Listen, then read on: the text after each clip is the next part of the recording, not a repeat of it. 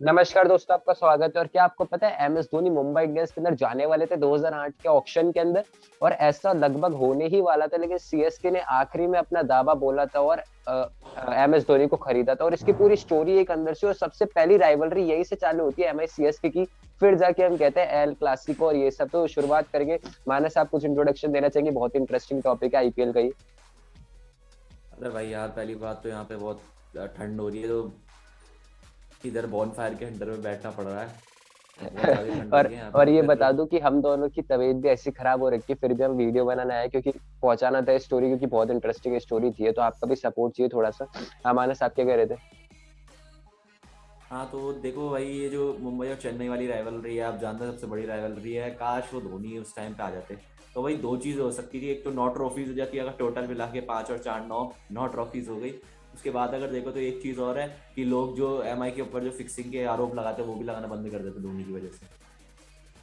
देखो, एक कहानी चालू हुई थी 2008, सबसे पहले 2007 के वर्ल्ड कप से एक कहानी का इसका रिलेट है, क्योंकि 2007 का वर्ल्ड कप जब इंडिया जीत के आई थी, तो एम एस धोनी का उस वक्त नाम बहुत बड़ा हो गया था, और यंगस्टर की टीम जीत के आई थी। उसके बाद से ये ना, बीसीसीआई ने सोचा कि हम एक क्लब मैच करवाते, क्लब मैच T20 के अंदर इसको रिलेट करके आईपीएल के नाम से। और इसके अंदर भी एक स्टोरी, वो हमको इसके अंदर घसीटना नहीं चाहते, वो एक अलग से स्टोरी की आईपीएल की जगह पहले कोई दूसरी लीग चालू होने वाली थी, तो वो हम आपको बाद में बताएंगे। तो आईपीएल चल रही थी, तो आईपीएल उन्होंने पूरी कंडक्ट करा दी, और बोला कि ये टीम्स रख लेते हैं, 8 टीमें। और इसके अंदर एक रूल लगाया था कि आइकन प्लेयर का रूल, कि जो भी प्लेयर जिस सिटी से या स्टेट से बिलोंग करता है, उसको उस स्टेट या उस सिटी को कह देंगे कि आप इस प्लेयर को खरीद लो, ताकि ब्रांड वैल्यू बने। क्योंकि नया नया आईपीएल चालू है, तो किसी को शौक तो आएगा नहीं कि हम आईपीएल देखें। तो उन प्लेयर के बलबूते पे उनको पुतला रखती कि भाई उस टीम को चेयर करे और वो सब। तो इसका एग्जाम्पल हो सकता है सौरव गांगुली इन केकेआर, सचिन तेंदुलकर इन मुंबई इंडियंस जहाँ पे वो बॉर्न हुए थे उसी स्टेट के अंदर, जैसे राहुल द्रविड़ बैंगलोर के अंदर थे उस वक्त, वीरेंद्र सहवाग दिल्ली डेयरडेविल्स के अंदर। तो ये सब हो गया था। अब एक मसला ऐसा था कि झारखंड की टीम आई नहीं थी, और एम एस धोनी झारखंड में जा नहीं सकते थे। तो सीएसके ने सोचा कि भाई हमारे पास तो कोई आइकन प्लेयर है नहीं। दिनेश कार्तिक एक था, एक नाम, लेकिन उस वक्त वो कोई और प्लेयर था नहीं। दिनेश कार्तिक का इतना कोई ब्रांड वैल्यू था नहीं। तो दिनेश कार्तिक ने कोशिश बहुत करी कि मैं आ जाऊं सीएसके के अंदर, लेकिन ऐसा हो नहीं पाया। तो सीएसके ने एम एस धोनी पे दाव लगाया। उससे पहले मैं आपको एमआई की कहानी बताना चाहूंगा कि सब ने डिसाइड कर लेते कि जो आइकन प्लेयर्स है उनको सारी सारी टीमें खरीद रही है। तो केकेआर ने खरीद लिया गांगुली को, राहुल द्रविड़ को बैंगलोर ने। अब बात आती है मुंबई इंडियंस की। मुंबई इंडियंस का पूरा तय था कि कितने भी पैसे लग जाए, हम सचिन तेंदुलकर को खरीदेंगे ही खरीदें। लेकिन बीसीसीआई ने एक लिमिट रख दी, $5 मिलियन। इससे ज्यादा आप नहीं दे सकते। $5 मिलियन आपके पास टीम के पास, आप खरीद सकते हैं। तो उसके आगे की कहानी मानस आपको बताएंगे कि सचिन को करा, फिर उसके थोड़े से ही पैसे बचे थे। तो मानस, आप कंटिन्यू करिए। तो देखो भाई, ये हो जाता है कि सचिन को जैसे ले लिया। आप देखो, एक सिस्टम ये था कि जो नेट आइकन प्लेयर है उसके साथ जो भी उसकी जो वैल्यू होगी वो तो देंगे, उसके साथ 15% उसको जो है सिक्योरिटी डिपॉजिट के तौर पे दिया जाता है। कि सिक्योरिटी जो एक आगे चलती जाएगी ना, तो एक सिक्योरिटी डिपॉजिट के तौर पे 15% जो है नेट, जो 15% ऑफ ओरिजिनल है उसमें ऐड करके दिया जाता था। तो अब सचिन को एक $1.21 मिलियन में तो ले लिया था, उसका जो टोटल हाँ, 15% ऐड करके और $1.65 मिलियन में सचिन को ले लिया था वहां पे। तो अब मुंबई इंडियंस के पास बचे थे $3.35। तो नेट आइकन प्लेयर के बाद अब जो है मुंबई इंडियंस टारगेट कर रही थी उसको, धोनी को टारगेट कर रही थी।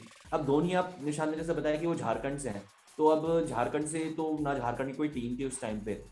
सीएसके जो है वो दिनेश कार्तिक को करी थी, लेकिन दिनेश कार्तिक का इतना ऑरा नहीं था उस टाइम पे। तो फिर सीएसके के पास कोई प्लेयर्स नहीं थे।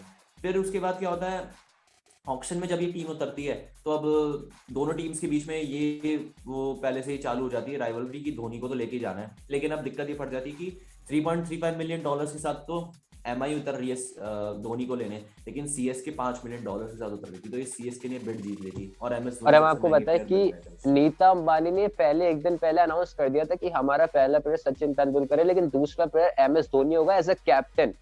As a captain M S Dhoni होगा, चाहे कुछ भी हो जाए। और इसी से रिलेटेड एक और चीज बताऊं कि वीवीएस लक्ष्मण हैदराबाद से बिलोंग करते थे, तो उन्होंने अपनी टीम को कहा था कि आप मुझे कम पैसों में खरीदो, 15% एस्टिमेट करके सब कुछ मत करो, मुझे कम पैसों में खरीद लो और अपनी टीम को बिल्ड करो। तो ये उन्होंने चालाकी करी थी हैदराबाद वाली टीम में। उस वक्त डेक्कन चार्जर्स उनका नाम था। तो उन्होंने वीवीएस को कम पैसों में खरीदा था, और बाकी प्लेयर्स को फिर अच्छे पैसों में उनको मिल गए। बाकी के प्लेयर्स एंड कोई और प्लेयर्स थे, कोई फॉरेन प्लेयर्स था, तो उनको अच्छे से मिल गए।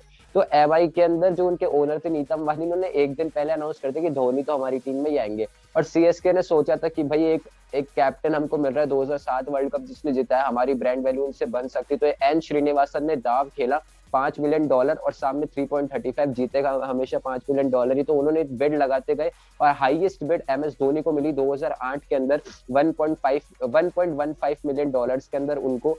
और इसके अंदर बीच में ये भी हुआ था कि फिर माने से बहुत रेयर होता है ना कि मुकेश अंबानी के पास पैसा नहीं बचा, सुनने में ऐसा लग रहा है, लेकिन वो लिमिट हो गई थी कि भाई आप $5 मिलियन से जा सकते थे। सुनने में भी कुछ अजीब सा लग रहा है कि यार मुकेश अंबानी ने धोनी को इससे नहीं नहीं, उस खरीदा कि टाइम पे पैसे लिमिट कम फिक्स पड़ कर दी गए। थी, लिमिट हाँ फिक्स कर दी भाई। अगर लिमिट ही फिक्स नहीं करें तो फिर सारे हाँ प्लेयर्स ही, जो अमीर वाली फ्रेंचाइजी अभी अगर लिमिट फिक्स नहीं रखते तो फिर तो सारे ही वो लखनऊ वाली टीम ले जाती उठा के सारे प्लेयर्स को।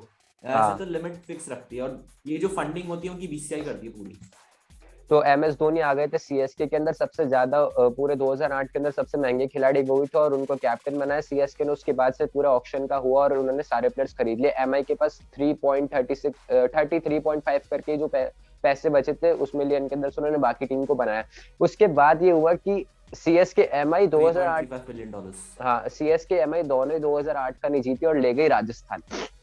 ले गई राजस्थान रॉयल्स और उनके कैप्टन थे शेन वॉर्न, जो अपनी ऑस्ट्रेलिया के टीम के कभी कैप्टन नहीं बने। तो उन शेन वॉर्न को राजस्थान ने कैप्टन बनाया, बहुत कम पैसों में बनाया ना, इतना कुछ ज्यादा दिया 1.15 कुछ भी नहीं थे, कम पैसों के थे। शेन वॉर्न को लिया कैप्टन बनाया, जडेजा वॉटसन ये सब प्लेयर थे और 2008 का ले गई राजस्थान रॉयल्स, किसी ने उम्मीद करी नहीं थी। तो ये भी एक इंटरेस्टिंग सा हो गया यार कि एमआई ने इतना सचिन तेंदुलकर को लिया, गॉड ऑफ क्रिकेट, वो सौरव गांगुली जिस टीम में, धोनी जिस टीम में, और ले गई राजस्थान रॉयल्स। तो ये भी एक मजे की बात इसके अंदर हो गई। फिर उसके बाद तो सब आप जानते हैं सीएसके एमआई का सिलसिला चलता रहा था। एक बार आई थिंक डेक्कन चार्जर्स भी जीती थी शायद से कोई सीजन के अंदर।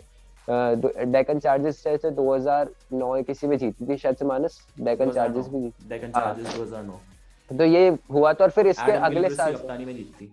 हाँ और अगले साल से फिर बीसीसीआई ने रूल हटा दिया कि आप आइकन प्लेयर्स को लो, फिर आप किसी को भी ले सकते हो। तो अब आप देखते हो कि विराट कोहली आरसीबी के कैप्टन है, केएल राहुल पंजाब के थे और अब लखनऊ के होने वाले हैं। तो अब ये रूल अगले साल से हटा दिया गया था क्योंकि उनको पता चल गया कि यार बजट भी ज्यादा जा रहा है, $5 मिलियन इनको दे भी दिए और फिर आइकन प्लेयर्स के बदले के अंदर इतना ज्यादा पैसा इन्वेस्ट भी कर रहे, तो टीम ढंग से बन नहीं रही।